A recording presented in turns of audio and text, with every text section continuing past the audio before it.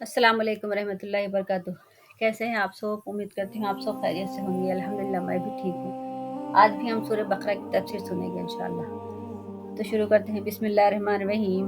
यहूदी जब अखलाकी पस्ती में गिरने लगे तो इनकी बुलंद हौसलगी ख़त्म होने लगी। तब इनका रुझान तावीज़, गड्ढों और जादू वगैरह की तरफ जाने लगा।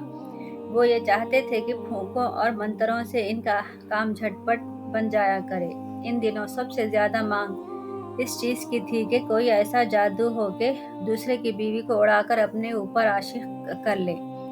कहते हैं कि हज़रत सुलेमान अलैहिस्सलाम के ज़माने में जादूगरी का सिलसिला बहुत आम था और सुलेमान अलैहिस्सलाम ने इसके रोकथाम के लिए जादू की किताबों को अपनी कुर्सी के नीचे दफन कर दिया।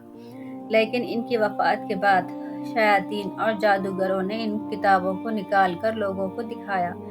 अल्लाह ताला ने दो फरिश्तों हारूत और मारूत को इंसानी शक्ल में इनकी आजमाइश के लिए भेजा और वो फरिश्ते अल्लाह के हुक्म के मुताबिक मियाँ बीवी में जुदाई का अमल इनके सामने पेश करने लगे ताकि इनके अखलाकी ज़वाल को नापा जाए।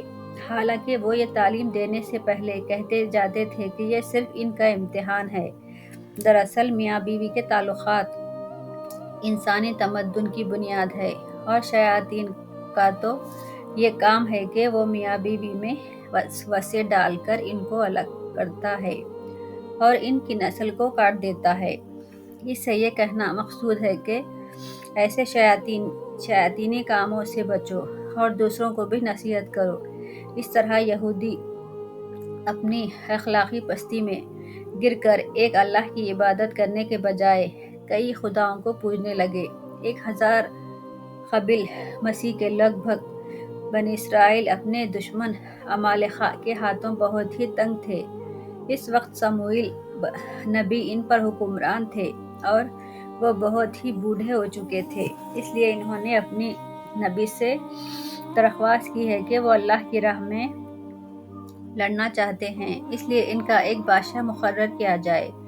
इनसे कहा गया कि तालूत को इनका बादशाह मुकर्रर किया गया है। चूँकि वह गरीब घराने से थे, इसलिए यहूदियों को यह बादशाह पसंद नहीं आया। इनको ये भी बता दिया गया कि इस बादशाह की निशानी ये है कि इसके मुक़द्दस अहद का संदूक, जिसमें हज़रत मूसा अलैहिस्सलाम व हज़रत हारून अलैहिस्सलाम के तबारुकात थे, इनको वापस मिल जाएगा। दरअसल ये संदूक यहूदियों के दुश्मन फ़लस्तीनियों के हाथ लगा था और वो इसे जहाँ भी ले जाते इन पर तबाही मुसल्लित होती। आखिरकार इन्होंने इसे गाड़ी में रखकर बगैर गाड़ी बांध के हाँक दिया और फरिश्तों ने इस संदूक की हिफाजत की। जब यहूदी तालूत के साथ दुश्मन अमालेखा से लड़ने चले तो इनसे कहा गया कि रास्ते में दरिया पार करते हुए कोई भी पानी नहीं पिएगा, लेकिन सिवाय इन चंद लोगों के जो अल्लाह वाले थे। सब ने अहद शगुनी की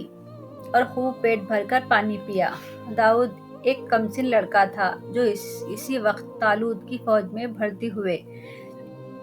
इनको अल्लाह पर भरोसा था और वह बहुत ही ताकतवर थे, जिन्होंने चंद पत्थरों से जालूत जैसे ताकतवर देव का खात्मा किया। फिर इन्हें अल्लाह ताला ने बनी इसराइल का बादशाह बनाया और इन्हें अक्ल और नबूवत से नवाजा। इसमें अहले ईमान को ये नसीहत है कि अल्लाह की राह में अपनी पूरी ताकत से लड़ना चाहिए, चाहे हमारी फौज छोटी ही क्यों ना हो। सिर्फ अल्लाह पर भरोसा करना चाहिए।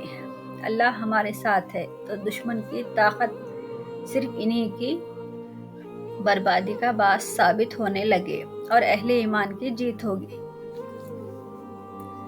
यहूदी चूँकि साहिब इल्म थे और मूसा अलैहिस्सलाम की कौम के थे, तो इनको इमामत और दूसरों पर फजीलियत दी गई थी और इनका क़िबला बैतुल मुक़द्दस रखा गया।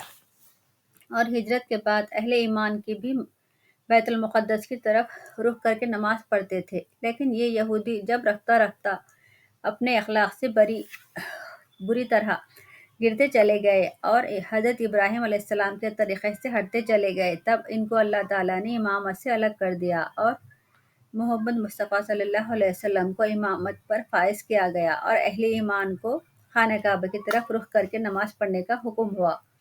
और ये حکم نماز عصر کے وقت آیا اور عصر کی نماز خانہ کعبہ کی طرف رخ کر کے مسجد نبوی میں پڑھی گئی۔ جس دوسری مسجد میں یہ نماز پڑھی گئی اسے مسجد قبلتین کہتے ہیں، کیونکہ جب یہ حکم پہنچا تو اہل ایمان نے رکوع ہی میں اپنا رخ کعبے کی طرف پھیر لیا۔ پہلے اللہ تعالیٰ نے بیت المقدس کو قبلہ قرار دیا تاکہ لوگ جو عربیت کی بت پرستش کرتے ہیں تو وہ الگ ہو جائیں۔ چونکہ ان کے بت خانہ کعبہ میں رکھے گئے ہیں تو وہ بیت المقدس کو کیسے قبلہ قبول کرتے؟ اس کے بعد کعبہ کو قبلہ بنایا تاکہ جو اسرائیلیت کے پرستار ہیں وہ الگ ہو جائیں، کیونکہ وہ اپنی نسلی غرور میں اپنے آبائی قبلے کو کیسے ترک کر سکتے تھے۔ اسی طرح صرف وہ لوگ رسول صلی اللہ علیہ وسلم کے ساتھ رہ گئے جو صرف اللہ ہی کے پرستار تھے۔ پھر فرمایا کہ حضرت ابراہیم علیہ السلام کو اللہ تعالیٰ نے ساری زندگی مختلف آزمائشوں سے گزارا اور وہ ہر وقت کامیاب رہے، اور بیت اللہ کے بنانے والے بھی ابراہیم علیہ السلام ہیں۔ یاد رہے کہ جب بیت اللہ کی زیارت ایک بار کرتا ہے تو وہ دوبارہ جانے کی تمنا کرتا ہے، اور پھر ابراہیم علیہ السلام کی دعا ہے اسے امن کا گھر بنایا کہ وہاں دشمن کا کوئی خطرہ نہیں، اور ان کی دعا کی برکت سے وہاں ہر قسم کی غلہ کی فراوانی ہے۔ حضرت ابراہیم علیہ السلام کی دعا کا جو جواب اللہ نے دیا، جس سے صاف مطلب نکل آیا کہ رزق مومن و کافر سب کو دیا جائے گا، لیکن کوئی اس غلط فہمی میں نہ رہے کہ جسے اللہ تعالیٰ زیادہ رزق دیتا ہے تو اس سے اللہ بہت ہی راضی ہے۔ رزق تو کافروں کو بھی زیادہ دیتا ہے، لیکن آخر ٹھکانہ ان کا جہنم ہے۔